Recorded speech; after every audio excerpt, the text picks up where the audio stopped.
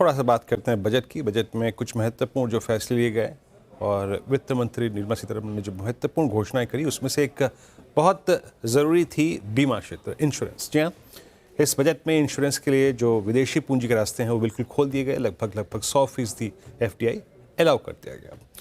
इस मुद्दे पर मतलब इसका फ़ायदा क्या होगा, कैसे इसका अर्थव्यवस्था पे क्या इम्पैक्ट पड़ेगा, इस पूरे मुद्दे पे बातचीत करी CNBC आवाज़ के economic policy director Laxman Roy ने department of financial services secretary M Nagaraju से। आइए इस बातचीत के कुछ मुख्य अंश को देखते हैं।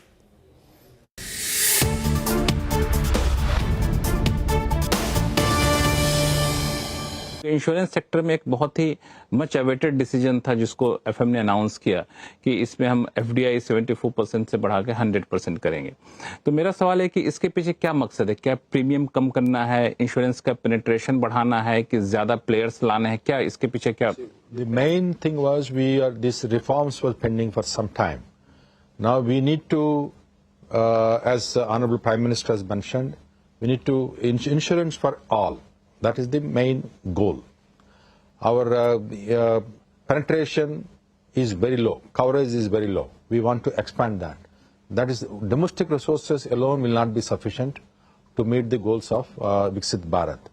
We need the private sector capital also, and from the foreign capital also.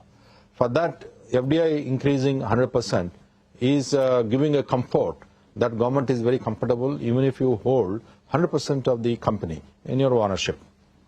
And then along with that, there are certain rules we have issued, insurance rules, which are very restrictive for promoting FDI-led insurance development in the country.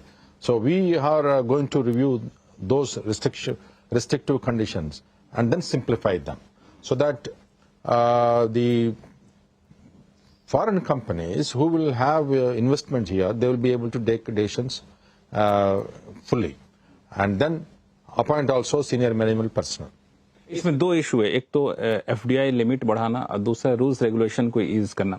FDI limit पे मेरा question ये है कि जब 2015 I think जब बढ़ा के उसको हम लोगों ने 50% प्लस किया था, उसके बाद 74% किया 2021, लेकिन उसके बावजूद FDI उतना आया नहीं। मुश्किल से जो डेटा कहते हैं, मुश्किल से 3 कंपनियां हैं जिन्होंने इसको पूरी तरह से एक्सप्लोर किया। तो एपेटाइट है कि 100% FDI को ले कंपनियां?